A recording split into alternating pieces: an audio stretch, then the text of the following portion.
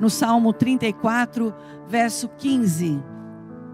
Ele diz assim, olha: os olhos do Senhor estão sobre os justos, e os seus ouvidos abertos para os seus clamores. Vou ler novamente, Salmo 34, verso 15. Os olhos do Senhor estão sobre os justos, e os seus ouvidos abertos para os seus clamores. Vamos orar. Querido Espírito Santo de Deus, nesta noite de quarta-feira, nós estamos aqui online, meu Deus, cantando louvores ao Teu nome, cantando louvores, engrandecendo, louvores que dignificam o Teu nome.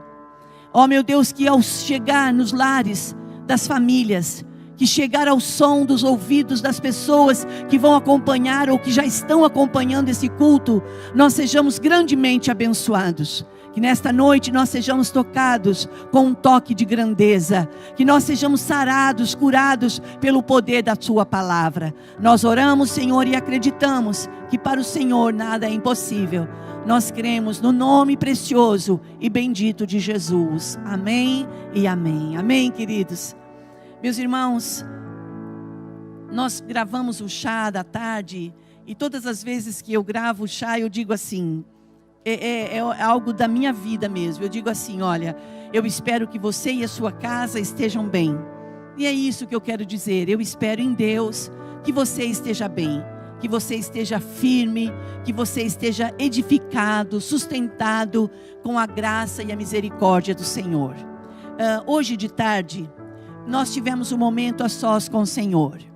E existem momentos e momentos.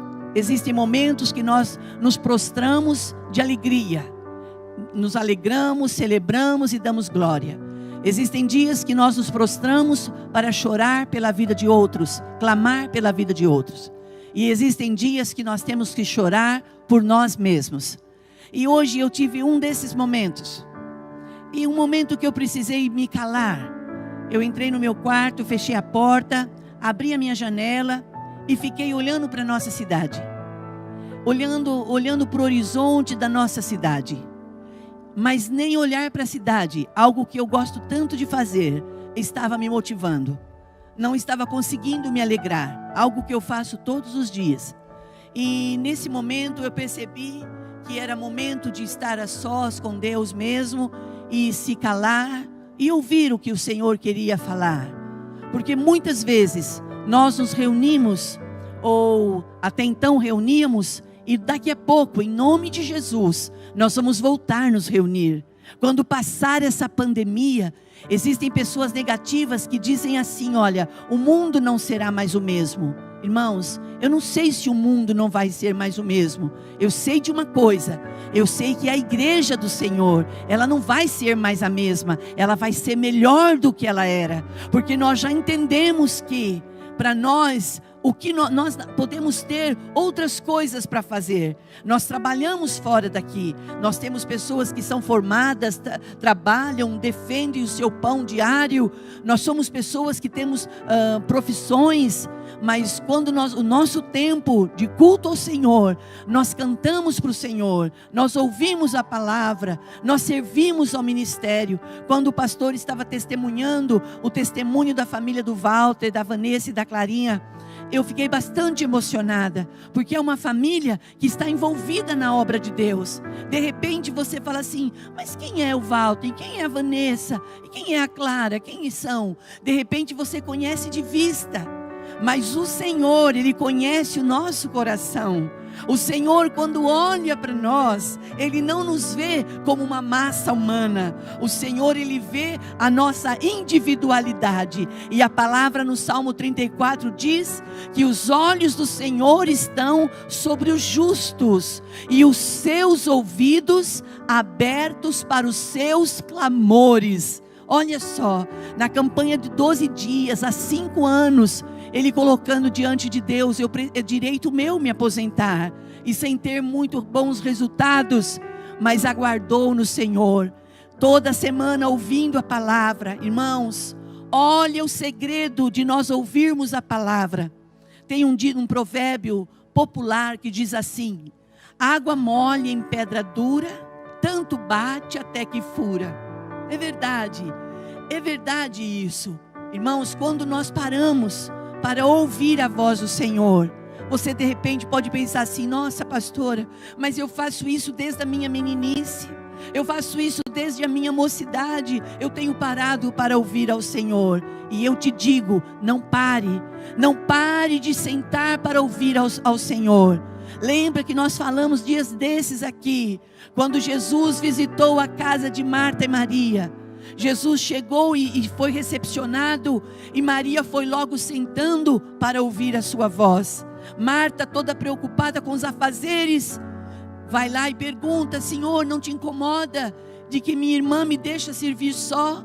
O Senhor o Senhor Jesus olha para Marta e diz assim: você está tão preocupada com tantas coisas, com tantos afazeres. Jesus estava querendo dizer para Marta: por que você está tão ansiosa, tão preocupada? Amanhã, se você estiver aqui, você vai ter que fazer tudo isso. E Maria não. Maria escolheu a melhor parte.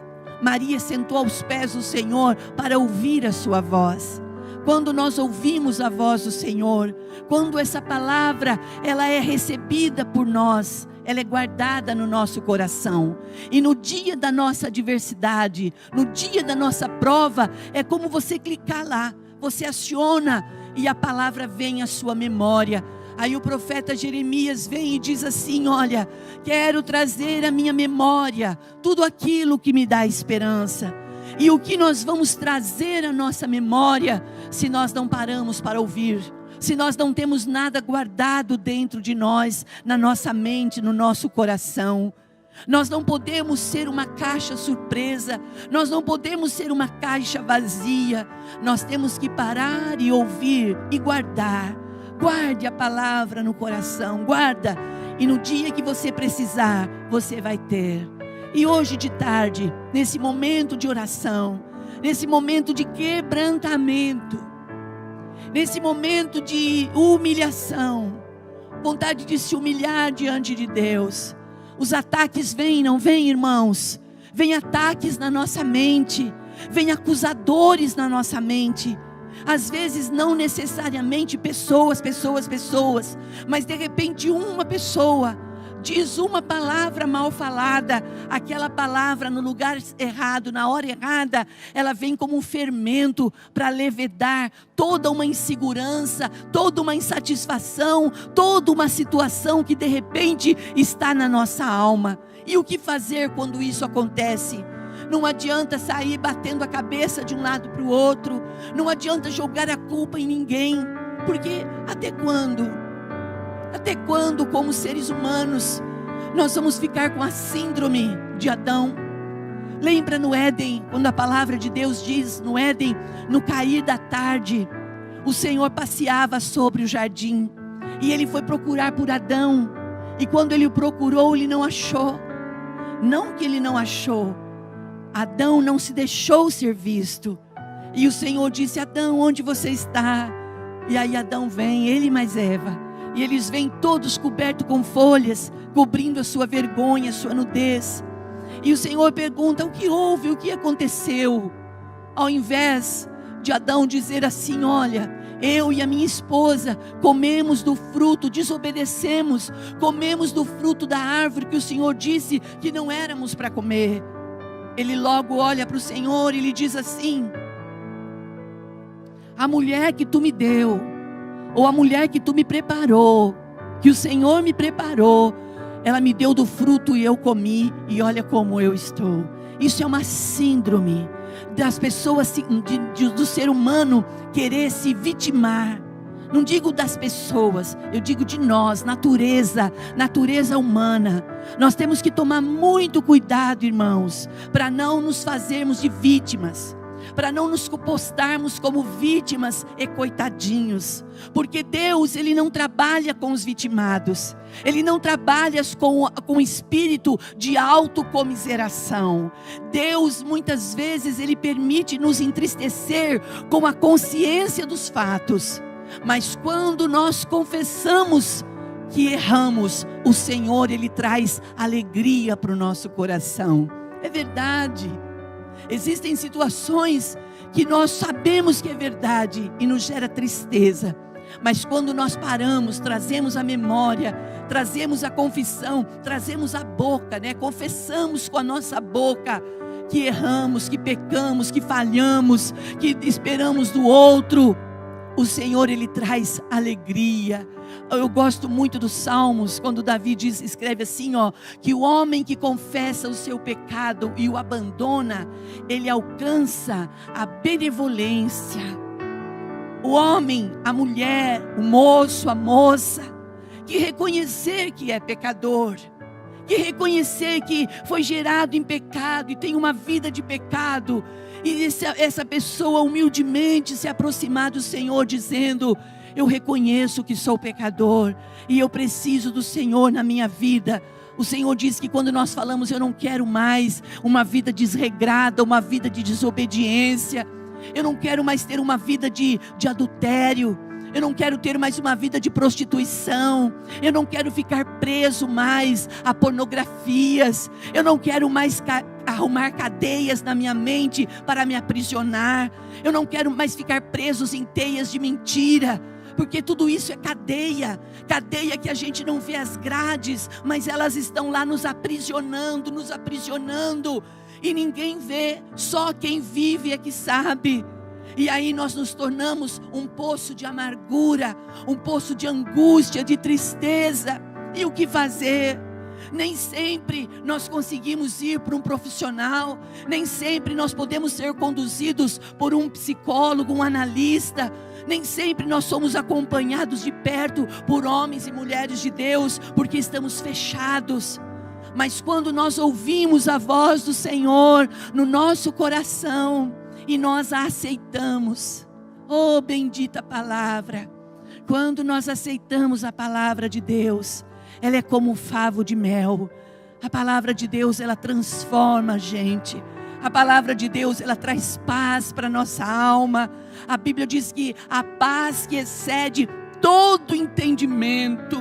Saia do mundo de tormenta, saia de um mundo de aprisionamento, venha para a luz. Jesus diz assim no Evangelho de João: conhecereis a verdade e a verdade vos libertará. Não é a minha verdade, não é a verdade de nenhuma instituição, é a verdade da palavra de Deus. A palavra de Deus é a verdade, e Jesus diz: conhecereis a verdade e a verdade vos libertará. Eu te convido nesta noite de quarta-feira a querer ser livre. Seja livre. É fácil ser livre? Não é fácil. Mas ouça o que eu vou te dizer, não é impossível. Nós temos que enfrentar os confrontos da nossa vida. E nesse momento à tarde que nós tivemos a sós com Deus, nós não falamos nada, nós só choramos. E não porque somos tolos, não. É porque nós sentimos o peso da nossa pequenez, de muitas vezes da nossa insignificância, e sim conseguimos sentir o grande amor de Deus por nós. Que amor é esse? Que amor é esse, irmãos? Que faz com que a igreja do Senhor na terra se levante diante de uma câmara e leve o evangelho. Hoje eu conversei com uma doutora de manhã, e ela disse: quando você vê um culto online, quando você vê uma live sendo transmitida com muitas curtidas, muitas participações, é bonito. Mas você vê pastores que estão lá com o celular pequenininho, levando a mensagem para 1, 2 pessoas. Isso mexeu muito comigo. Por quê? Porque não importa se você atinge multidões, não importa se você atinge milhares, o que importa é que você está cumprindo a excelência do seu chamado. E a excelência do chamado da igreja é: ide e pregai o evangelho a toda criatura. Quem crê e for batizado será salvo, mas quem não crê, quem se fechar, quem se endurecer, não vai ter oportunidade. Nós não podemos mais nos fazermos, não tem mais tempo, queridos, me perdoe, nós não temos mais tempo de ficar nos vitimando e com síndromes, arrumando culpados para as nossas desculpas. É hora de nos assumirmos diante de Deus. E uma das palavras que tem abençoado muito meu coração, queridos. Tenho falado muito nesse período que nós estamos vivendo, que mais ou menos de isolamento. A gente está tentando usar muito álcool, fazer muita higiene, mais do que já se fazia, usar máscara, evitando estar em aglomerações. Isso a gente está fazendo, queridos. Mas uma palavra que tem mexido muito comigo é quando o Senhor visita a tenda de Abraão, para dizer a ele que ia fazer maravilhas na vida dele. O Senhor Deus visitou a tenda de Abraão para dizer para ele que ele ia ter um filho e ele iria se tornar o pai das nações. E quando o Senhor vai à tenda e começa a falar com Abraão, a Bíblia diz ali em Gênesis que Sara estava dentro da tenda. E ali dentro da tenda, ela ouve a conversa do Senhor com seu marido. E quando o Senhor fala para ele que ele vai ter um filho, ela ri. Ela acha graça da conversa do Senhor Deus com o seu esposo. Ela ri da gargalhada. E o Senhor a chama e diz: por que você riu? Por que você riu? O seu menino, o Senhor ali naquele momento o Senhor disse assim: porque você riu, o seu menino vai chamar Riso, ele vai se chamar Isaac. Quando eu ouço isso, quando eu leio isso, quando eu me alimento disso, eu me rendo como pessoa, não como pregadora do Evangelho, não como pastora, não, como serva do Senhor Jesus, como mulher que escolheu estar aos seus pés, guardando as suas promessas no coração. O Senhor visita a tenda, e é verdade, nós cantamos um hino aqui na igreja durante tempo: no caminho do milagre estou, no caminho do milagre. É verdade, quando o Senhor visita a nossa casa, a gente nunca mais é o mesmo. Quando o Senhor visita nosso arraial, quando o Senhor visita a nossa igreja, quando o Senhor visita a nossa cidade, quando o Senhor visita um estado, quando o Senhor Deus visita um país, quando o Senhor visita a terra, o Senhor enche a terra com a glória dEle. O Senhor pode encher a terra com a glória dEle. E nesses dias que nós estamos vivendo, tem muitas pessoas que estão adoentadas, estão preocupadas com o que vai ser. Não, eu não estou falando isso, não estou querendo tirar essa preocupação sua. Eu só estou te dizendo, aproveita o momento do hoje. O momento hoje, o Senhor está dizendo para nós: eu estou procurando os verdadeiros adoradores. Eu estou procurando os verdadeiros adoradores para adorar em espírito e em verdade. Levante a sua vida para Deus. Levante a sua vida. Tempos anteriores, tempos antigos, sem conhecimento, sem luz do Evangelho, nós tínhamos altares. Mas hoje nós entendemos que o verdadeiro altar é a nossa vida. Nós somos um altar vivo. Nós somos as testemunhas escolhidas pelo Senhor para contar os feitos do Senhor na terra. E no Evangelho de São Mateus, no capítulo 15, versos a partir do 21, a Bíblia conta a história de uma mulher, de uma mãe que tinha uma filha, e a sua menina era miseravelmente perturbada por espíritos malignos. Eu não estou pondo em questão se você acredita ou não acredita. Eu estou dizendo que a palavra de Deus diz que havia uma mulher que ouviu falar dos feitos de Jesus, e quando ele passou na cidade dela, ela disse: eu vou até ele, vou levar minha menina para ele libertar ela, para ele curar ela. E quando Jesus chega, ela começa a gritar no meio da multidão: Jesus, tem misericórdia de mim, Jesus, tem misericórdia de mim. E Jesus nem para. Você pode ver ali em Mateus capítulo 15, no versículos a partir do 21. Jesus nem para, mas Jesus não parando, fez com que aquela mãe não parasse de clamar, a ponto dos discípulos se aproximarem de Jesus e dizer assim: Senhor, mande, despeça ela. Despeça ela, diz que não tem nada para ela, para que ela vá embora e pare de nos incomodar. Jesus olha e fala assim: eu não vim para vocês, eu vim para aqueles que estavam, para o povo de Israel. Eu vim para o povo de Israel. Aí Jesus perto dela diz assim: não convém que eu tire da boca dos filhos o pão e dê aos cachorrinhos. Então uma mulher que vinha clamando, ela tinha uma necessidade. Eu tenho uma menina, ela devia ter muitas necessidades, mas o que estava ali em pauta era a menininha dela que sofria de ataques demoníacos. E você que já teve problema com possessão, você que já viu o que é problema de possessão, quando o reino das trevas vem sobre uma família, eles destroem tudo. Eles destroem sonhos, eles destroem o colorido da vida, os projetos, a esperança, eles matam tudo, porque a função de Satanás é essa: matar, roubar e destruir.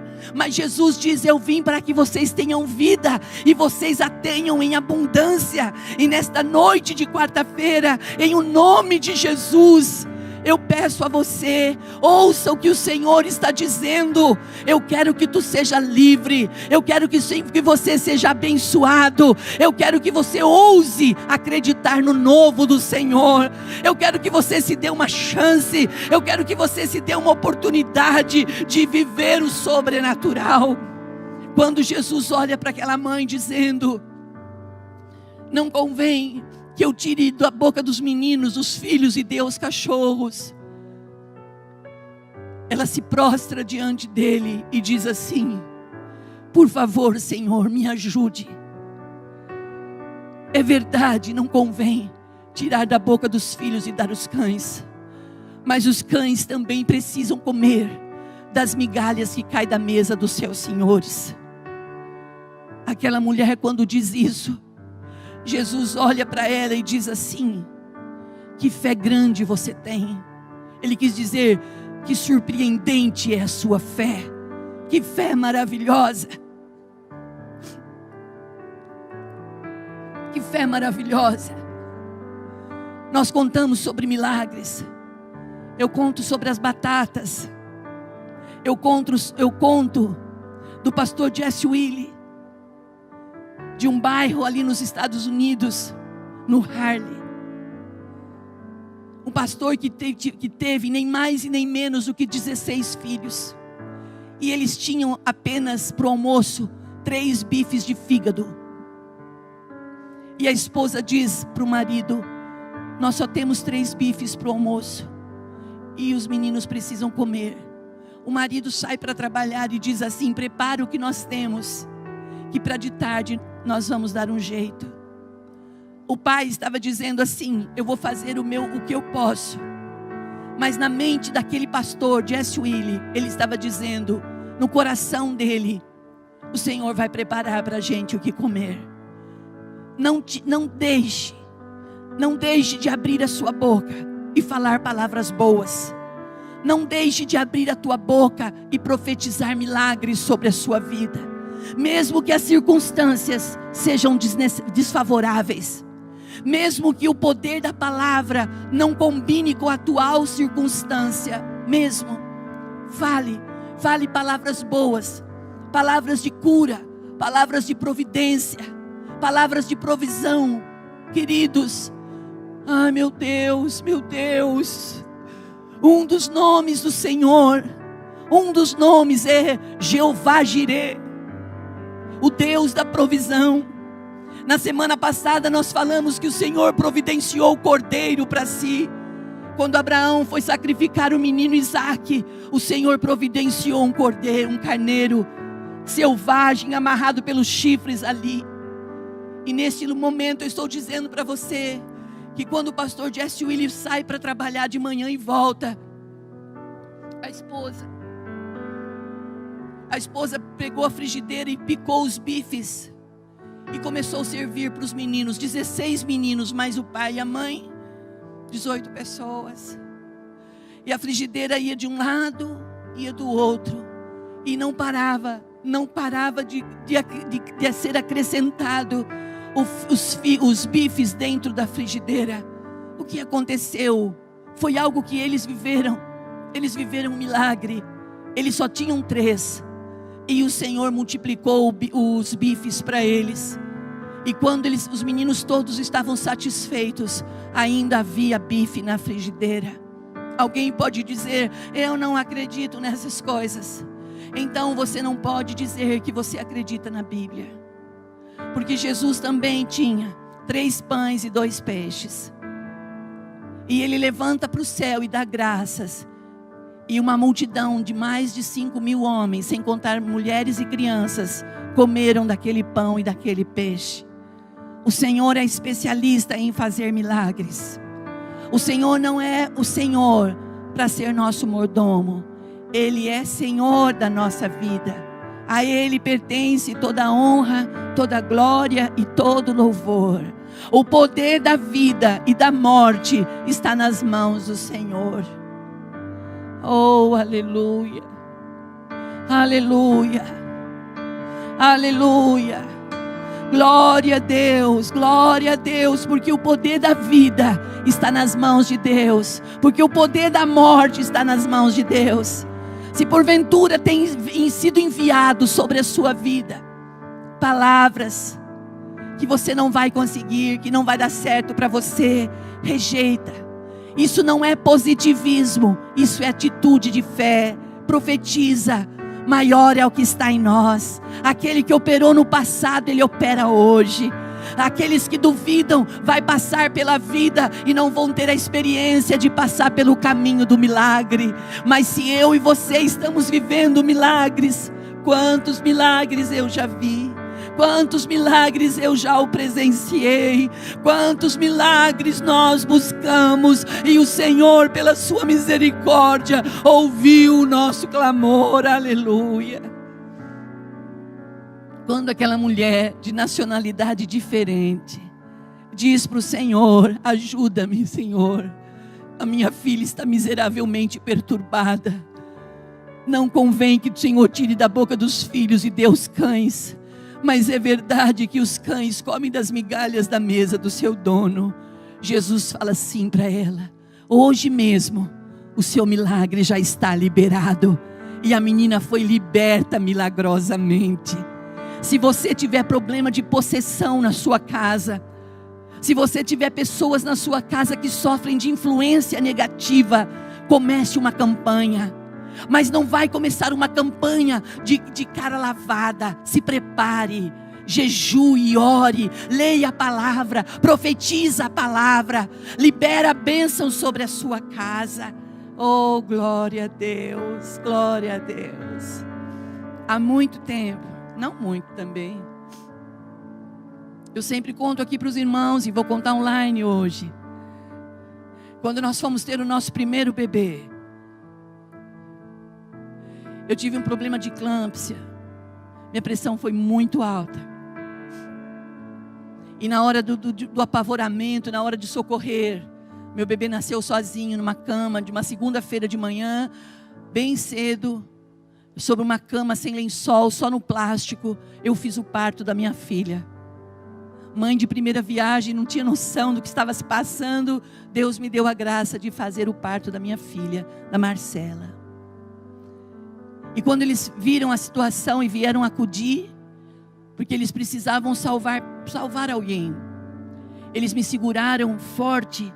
E no segurar, alguém não teve muito cuidado, ou aconteceu um acidente, e o meu braço foi remessado para trás. Então houve rompimento do ombro no tronco, e secou o líquido do meu braço. Passaram-se 40 dias com gesso, com suposta cirurgia, e o braço morreu, ficou sem vida, estava pronto para ser amputado. Numa junta na Unicamp, os médicos disseram assim para o pastor: o que você prefere? Que a sua esposa seja uma deficiente, ou você prefere que a gente ampute e ela seja mais uma amputada? Eu lembro que naquela hora, a gente era bem jovem ainda, o pastor disse: não, nada disso vai acontecer. Agradecemos, porque a educação é sua. A educação, quem tem, quem não tem que buscar. Nós nos levantamos dali, tristes, novos, sem experiência de vida nenhuma, só com um diagnóstico: é melhor amputar, para não ficar tão feio. Voltando para casa, passamos na cidade de um amigo, e ele nos ungiu com óleo. Olha o segredo do milagre: não queira ter lógica para receber um milagre, não queira fazer acontecer, não queira que 2 e 2 dê 4, milagres você crê. De 3 pães e 2 peixes, uma grande multidão se alimentou. De 3 bifes de fígado, 16 filhos comeram e sobrou. Quando nós passamos na casa do pastor, nosso amigo, ele me derramou um óleo na minha cabeça, ele ungiu. E a Bíblia diz que quando tiver alguém doente, era para orar, era para ungir com óleo. Ele me ungiu, e incrível, eu não saí dali com o braço restaurado, eu não saí dali curada, eu saí dali com o braço caído. O meu braço direito, ele chegava na altura do meu joelho, seco, caído, atrofiou-se. Mas quando nós estamos no caminho do milagre, você vai indo, à medida que você vai dando seus passos de fé, na medida que você vai liberando. E tenha certeza do que eu vou dizer: você não vai caminhar sorrindo, você não vai liberar a palavra saltitando de alegria, você vai chorar, mas você vai reconhecer que você precisa de um toque da grandeza de Deus na sua vida. 5 dias depois da unção, eu tinha deixado a casa dos meus pais, que eu passei lá 40 dias, tinha terminado a dieta, tinha voltado para casa. Imagina uma mulher que tinha acabado de ter bebê, com os peitos cheios de leite, toda engessada. Eu cheirava muito mal, o leite impregnou na pele, era muito doído. A minha mãe e a minha irmã cuidaram muito de mim, por isso devo muito a elas. No 5º dia eu estava em casa, profetizando o que Deus podia fazer. Eu tinha estado no meu quarto e disse para Deus que se Ele pudesse, Ele poderia me curar. Se Ele quisesse, Ele poderia. E se Ele não me curasse, eu me lembro tão bem disso, que eu chorei tanto. Eu disse: se o Senhor não me curar, não tem problema, eu vou te adorar do mesmo jeito. Mas eu disse assim: se o Senhor me curar, eu vou toda vez que te adorar, eu vou levantar os meus braços para ti. Irmãos, no 5º dia que eu estava em casa, meu quintal sujo de folhas, eu fui passar uma vassoura, com a mão na vassoura e a outra no pé, eu ia empurrando um pouco, eu ia empurrando. Quando eu percebi, a minha mão, o meu braço morto, estava na vassoura, e eu estava varrendo. Milagrosamente eu varri o chão, eu larguei a vassoura.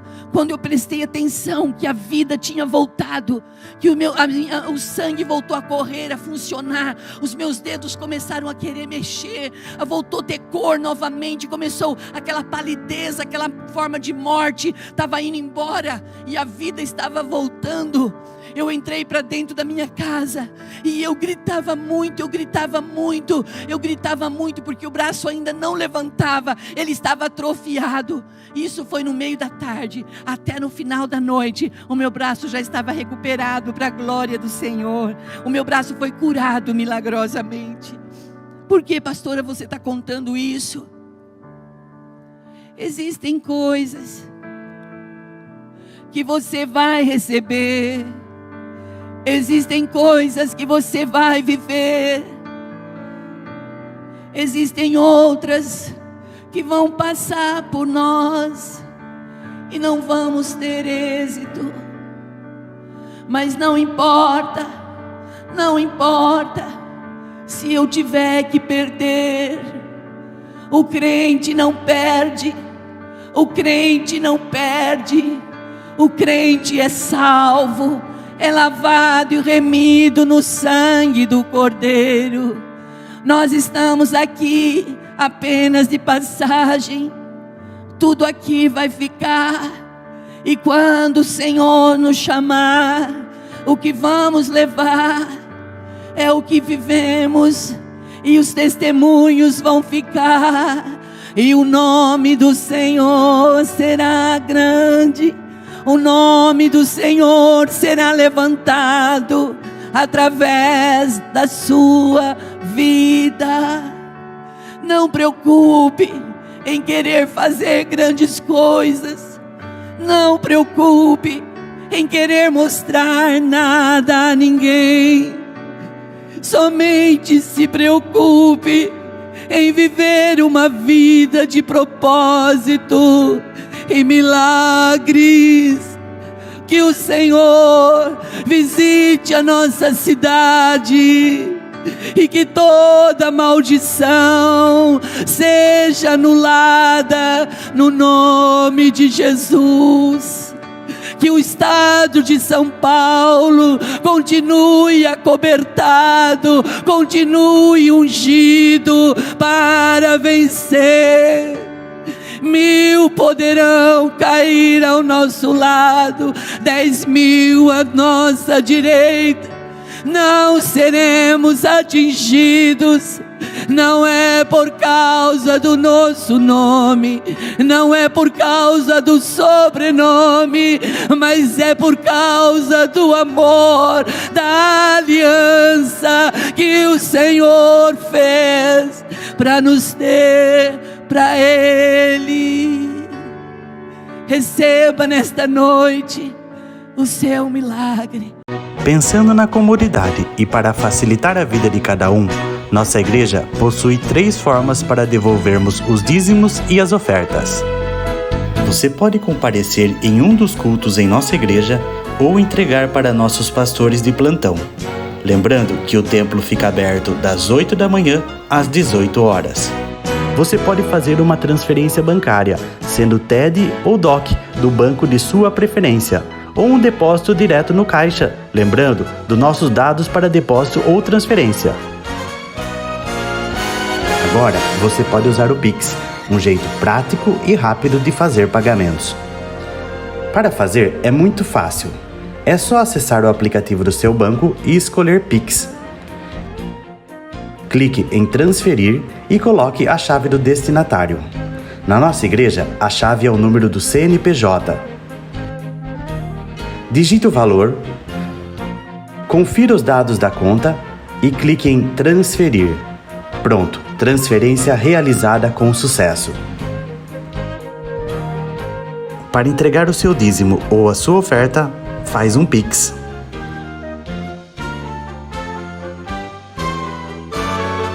Esta é a nossa igreja. Não importa onde estivermos, estaremos sempre conectados. Lembre-se, juntos à distância.